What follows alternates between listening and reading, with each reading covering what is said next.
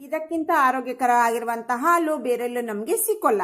ಇದನ್ನ ರೆಡಿ ಮಾಡಲಿಕ್ಕೆ 2 ಸ್ಪೂನ್ ಅಷ್ಟು ಫ್ರೆಶ್ ಪಾಪ್ಕಾರ್ನ್, 2 ಸ್ಪೂನ್ ನೀರನ್ನ ಹಾಕೊಂಡು ನೀಟಾಗಿ ರುಬ್ಕೊಂಡು ಸಾಣಿಗೆಗೆ ಹಾಕೊಂಡು ನೀಟಾಗಿ ಸೋದಿಸ್ಕೊಂಡೆ. ಮೇಲ್ ಬಂದಿರುವಂತಹ ಭಾಗನ ನೀರು ಹಾಕಿ ಮತ್ತೆ ರುಬ್ಕೊಂಡು ಮತ್ತೆ ಸೋದಿಸ್ಕೊಂಡು 4 ಸಾರಿ ತೆಗೆದಿರುವಂತಹ ಹಾಲಿದು ಪಕ್ಕಕ್ಕೆ ಇಟ್ಕೊಂಡೆ. ಮಿಕ್ಸಿ ಜಾರ್ನಲ್ಲಿ 8 ರಿಂದ 10 ಬಾದಾಮಿ ಸಿಪ್ಪೆ ತೆಗೆದಿರೋದು, 8 ರಿಂದ 10 ಗೋಡಂಬಿ, ಹಾಗೆ 1-2 ಉತ್ತತ್ತಿಯನ್ನ ನೆನೆಸಿರೋದು ನೀರು ಹಾಕಿ ತರಿತರಿಯಾಗಿ ರುಬ್ಕೊಂಡು ಗ್ಲಾಸಿಗೆ ಹಾಕೊಂಡು ಪಕ್ಕಕ್ಕೆ ಇಟ್ಕೊಂಡೆ. ಗ್ಯಾಸ್ ಹಚ್ಚಿ ನಾವು ಪಾಪ್ಕಾರ್ನ್ ತೆಗೆದಿರುವಂತಹ ಹಾಲನ್ನ ಬಿಸಿ ಮಾಡ್ಲಿಕ್ಕೆ ಇಟ್ಟೆ. ಕೈ ಬಿಡದೆ ನಾವು ಮಿಕ್ಸ್ ಮಾಡ್ತಾ ಇರಬೇಕು, ಹಾಲಿಲ್ಲ ಅಂದ್ರೆ ಚೆಲ್ಲೋಗುತ್ತೆ.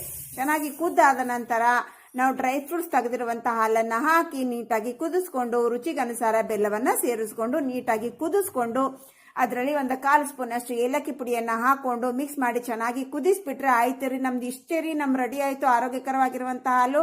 ಟ್ರೈ ಮಾಡ್ರಿ, ತುಂಬಾನೇ ಚೆನ್ನಾಗಿರುತ್ತೆ. Thanks for watching, bye.